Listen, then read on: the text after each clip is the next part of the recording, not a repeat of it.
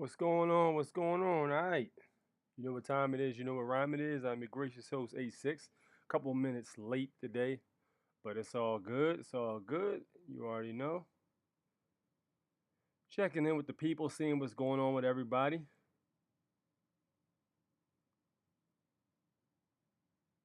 There we go. Yeah, I was just checking on the status to see how many people are on. Yes, indeed. What's up with y'all, man? How y'all feeling tonight? Where you guys at with your processes and all that, man? So I got some interesting information I had just stumbled across. I did not know this. This was actually pretty in depth, and I'm gonna look deeper into this because I just learned this about probably less than 15, 20 minutes ago. So apparently, Donald Trump uh, buried his ex-wife on his property, right?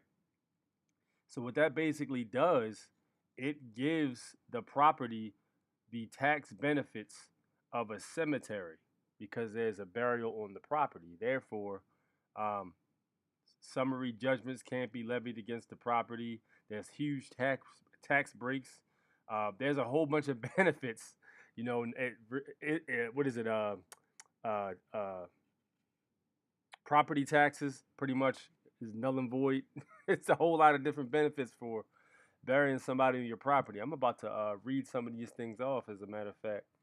Piece of information you guys can have for future reference. Because, you know, back in the day, before they were like corporations that could bury your loved ones, you would bury your people on your property.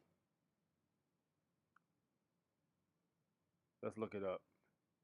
I'm gonna read it off to you guys.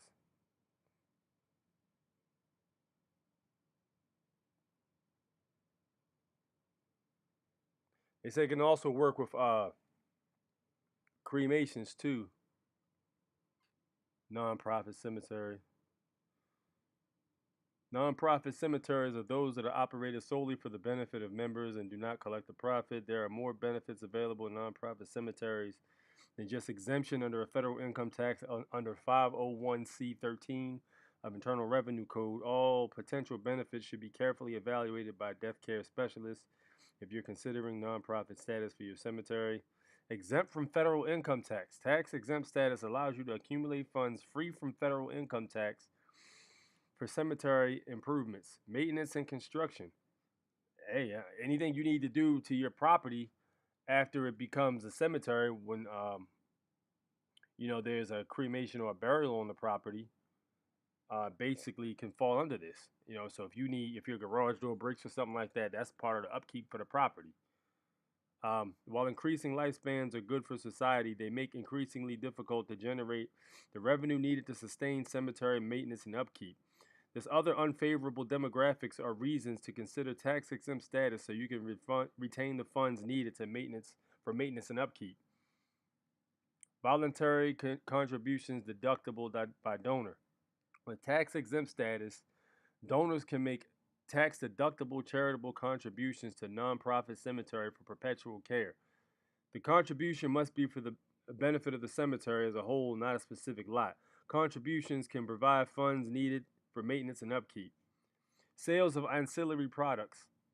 In addition to profits from burials and cremations, profits from the sale of monuments, markers, vaults, flowers, and other ancillary products are tax exempt. If they are used for cemetery maintenance and upkeep, these profits provide a much needed source of funds for many cemeteries.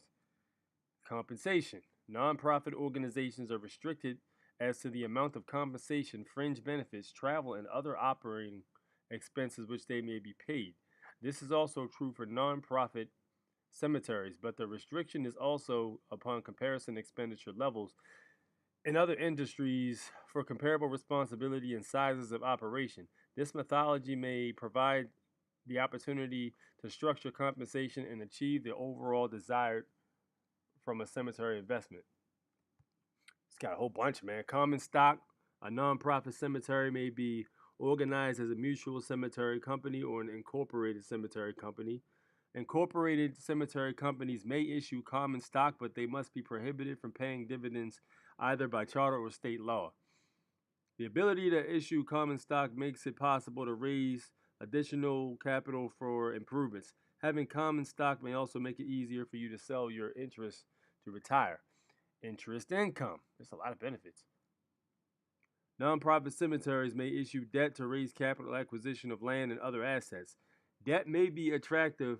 Debt may be an attractive alternative to investors who prefer to earn interest income on their investment. There's a whole bunch of tax benefits. There's more than this, though. There's actually more than this. The 501c13 is what it would be called, and that's for cemeteries. So yeah, that's interesting. That's a master move, man. One thing you can't say about that dude is that he is not good at business. Um, every move I've seen this man make so far is pretty much mostly showing you how to move around, and use their system to properly discharge the obligation of, or relieve the obligation of taxes and such. And this, I'm just reading off what it says basically in some of these situations here.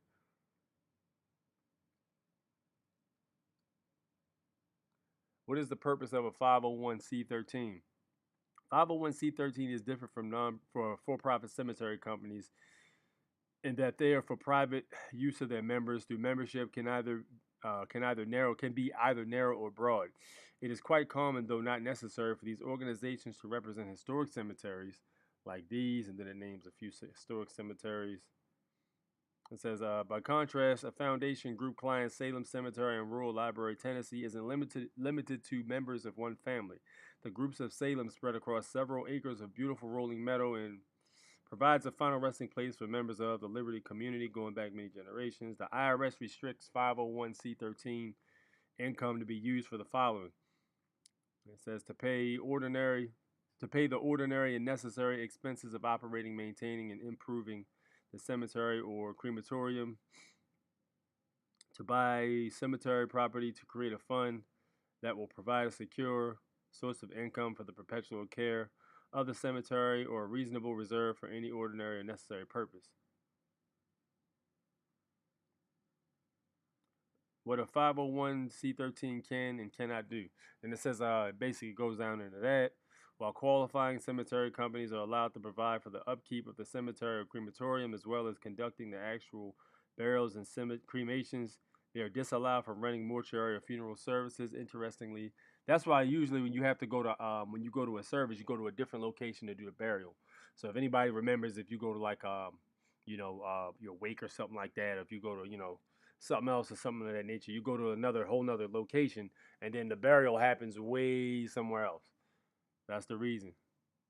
Interestingly, they are allowed to sell items that the IRS considers incidental to burial activities such as monuments, markers, vaults, and flowers, so long as the sales are solely for use of the cemetery and the profits from these sales are used to maintain the cemetery as a whole. So there you go. So you can't like do like a service and stuff like that and have the same property be the burial. It's got to be two different things. That's how they basically move. So yeah, I would suggest, man, just that was pretty much a very intelligent move in my opinion.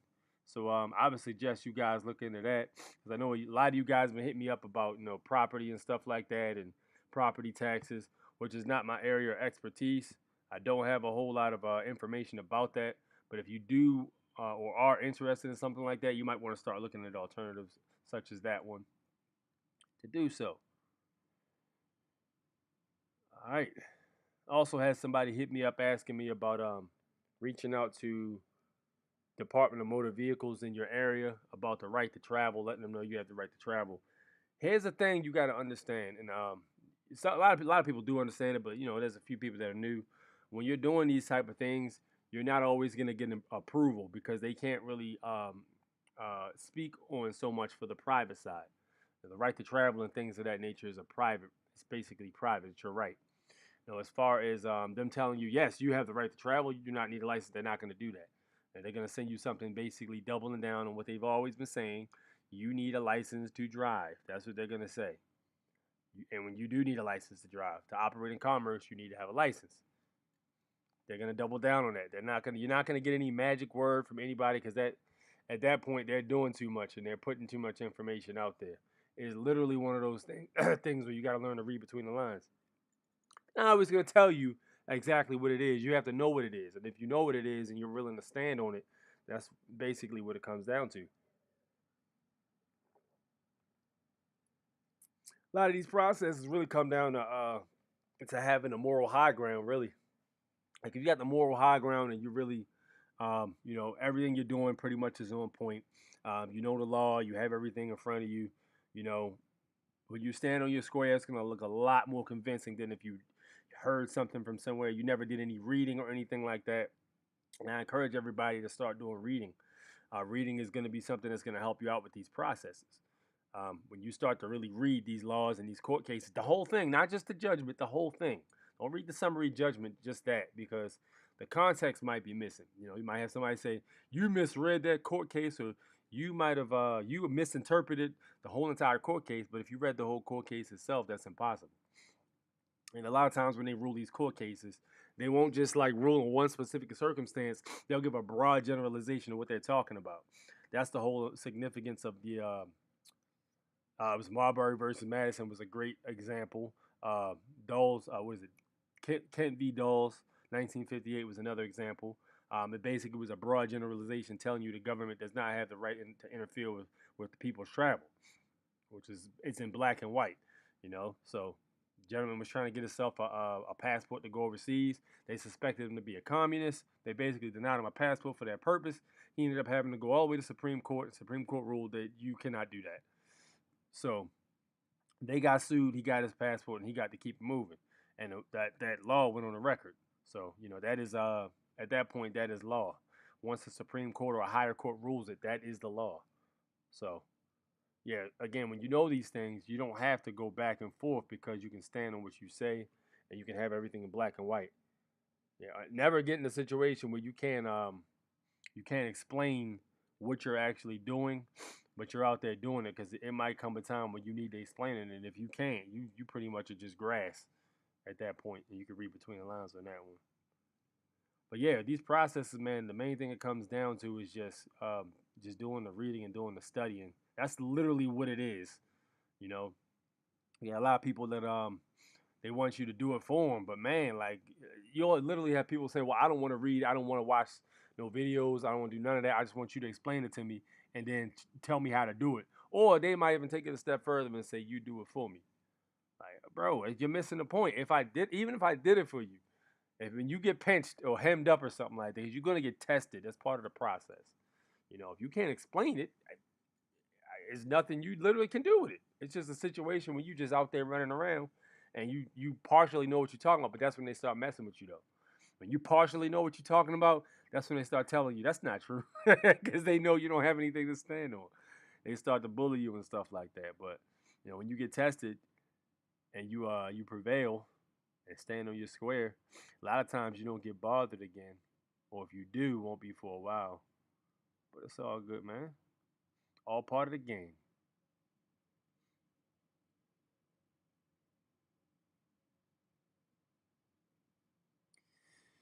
Yes, indeed.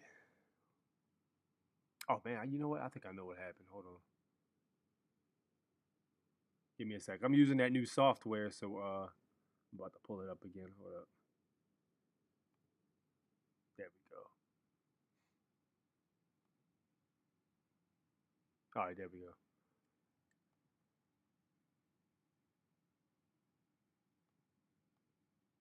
Yes, indeed. Yes, indeed. So yeah, when you're doing these processes, just make sure you have everything down. Do the reading, and again, somebody was asking me also over the weekend if I've read this book right here. I highly recommend getting this book. Yusuf El actually just talked about this book. I was given wind of this book about last month, and I started reading it. I haven't finished this one yet. I should have been finished it, but I finished another book I was reading. Jumped in front of this one, so I'm about to get back on this joint and finish reading that. But dude, there's so much good information on there. I can't just divulge on the live stream, but there's some stuff in that book that is some really really important gold gems that every national needs to know. You know what I mean? Not gonna go into with a whole bunch of remarks. I want you guys to read it for yourself, but some of that the stuff in that book is key, and a lot of the questions you guys are asking me are answered in that book there. Stuff about the SS5 form, stuff about the changing the Social Security status and stuff like that, the Social Security number. A lot of that's in there already. So you can take a look at that one. There's a series of books though. It's not just that one, matter of fact. Let me show you the other ones.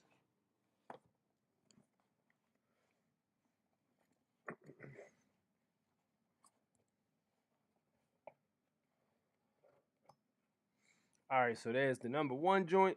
Then it's part 2. I get on this one. You can go on Eden Press's website, and you literally can order the whole shebang.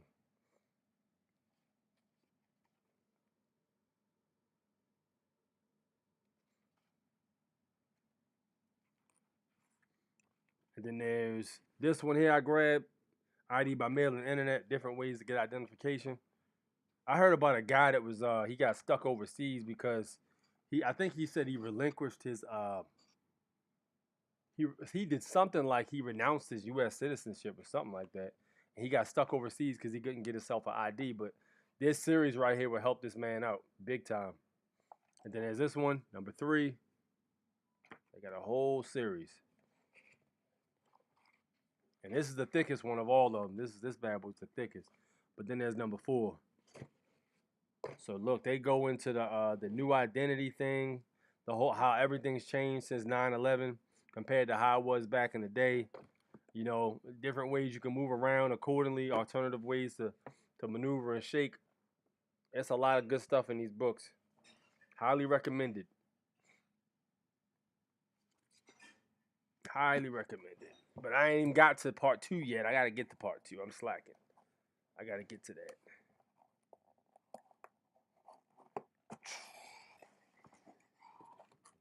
All right.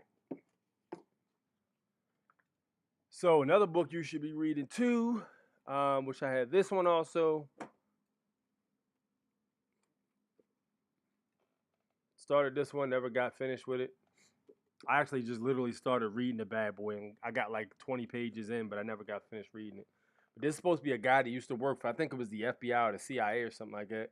And he's just going down about how they pretty much operate in a lot of secrets and, you know, different meanings of things. People think they mean something, but they don't mean that. They mean something else. He goes into that. Really good book. Highly recommended for you guys to look into that one too. Get yourself, of course, the Black's Law Dictionary. Volume. I got volume 3 personally and volume 6. Actually, 5. And I think they're up to like, they might be up to like 11 or 12 now. But, you know, grab one of those too. Highly recommend that to get your reading on.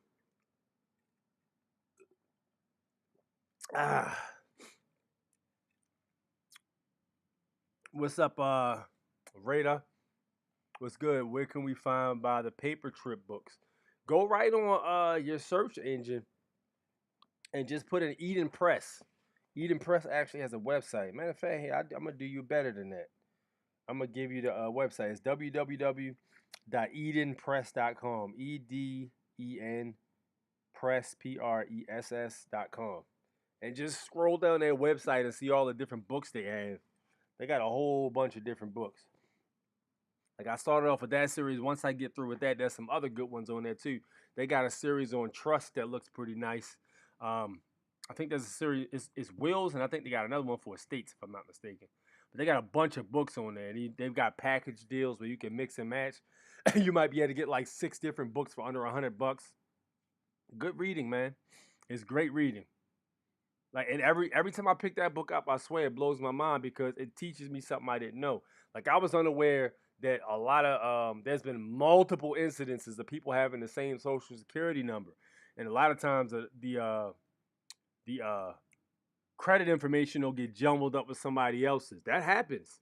That blew me away because I swore, like, you know, between the date of birth and then the combinations of all the social security numbers, there'd have been enough, you know, different scenarios for people to have, you know, different numbers or such and not have to intertwine with them. But apparently not. Apparently that's a pretty popular occurrence, and it happens regularly. That's all good, man. No doubt. Thank you for tuning in. But yeah, it happens regularly, basically. So, you know, in terms of credit repair and stuff like that, they're very lenient towards that, that was crazy. I'm like, wow. Then the whole thing about, I told you guys, I've been telling you for the last 3 weeks, you can actually get another social security number. If you can prove that your social security number was compromised and that there was a breach of some sort or that your information was leaked, then they will actually issue you another one. But you have to be able to prove that. You got to send them information over with proof. So, there's a few data breaches that happened recently where people's information got put all over the dark web, which is a goddamn nightmare. But there's that, and then there's the data breach from Equifax. That was the biggest one. Whole bunch of people got affected from that. A lot of different ones, man. But if you can send information basically for that, pretty much, that you can prove that your data was compromised, and they'll have to provide you another one. I was reading in the book, this guy actually had two. So he had two credit profiles. He had one that was all out there, and then the other one, you know. But I basically always say this: if you got a situation where you're about to do the SS5 form anyway, you know, why not start clean? Why not get the other SS? If you're still using social security numbers, why not get the other one, right? Put the pin lock on it, change the status with the SS5 form, and start clean. Nobody has your social security number at all, just you and the SSA administration. It's got a pin lock so nobody can abuse it. And then it's another scenario where the status has changed pretty much. So that's always a plus. But yeah, if you're going to do it, you got to do the process in its entirety. Yeah, Civic Maker, what's up? What's good with you, man? Dude, the books, every page is packed with some knowledge. There's something else I want to tell you guys too. There's actually a hold on. Let me see. There's a medical yeah, they got another book, How to Beat the Bill Collector, too. They got that. Dude, they got a lot of info on here, basically for sovereigns or people that's not trying to just lay down and take it up the ass. They got a whole bunch of stuff in here for y'all, man. But there's one in particular that stood out. I'm trying to find the joint. It was something to do with the medical records. I should have bookmarked it. Hold on a sec. Then they got the limits, dude. I'm not even gonna talk about that right there. But they got some stuff on. They got some stuff on here about how different states do certain things, which I'm not gonna get into.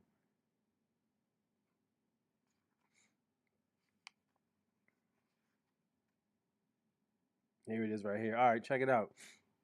All right, so it says right. I'm gonna read you off a little passage here. All right. However, some individuals wonder why IBM cards have 9. Wait a minute, hold on. Let me make sure that's the one I need to be reading.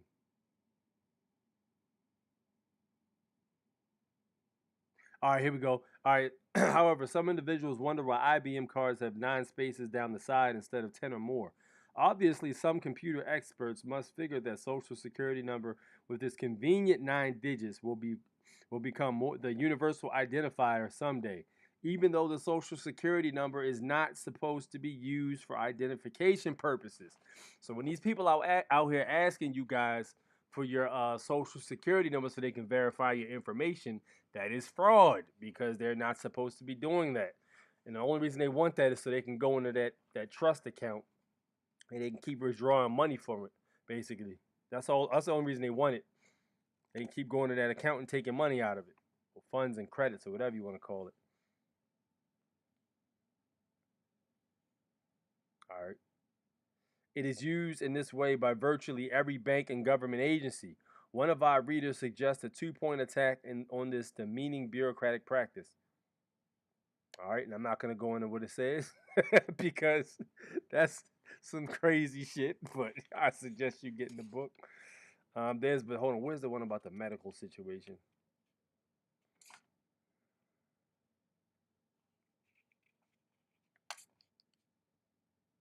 Man, it was basically in a nutshell, it was talking about different companies that harness your information. And there's one for medical where you can actually opt out of it. There was an episode of Seinfeld a while back where Elaine she said something to a doctor or something like that. Like she's running her mouth, and then the doctor made a note on her her books or whatever, like her record. So they basically kicked her out of the office for being a dick. She tried to go to another doctor, and they said, oh, let me see your record. And then they looked at her record and said, nope, sorry, ma'am, I can't look at you. I can't help you, man. I'm booked solid. So she would go all over town and try to get people to help her out, and they would look at her file and they would say, like, they had her information on there, how she was talking to him or whatever. And these are the files they keep on you. They keep all that stuff, man. Anytime you've been to the hospital, they keep it on a record. So but you can actually opt out of it. What I'm gonna have to do is sit down and actually find a passage because I don't feel like going through it right now.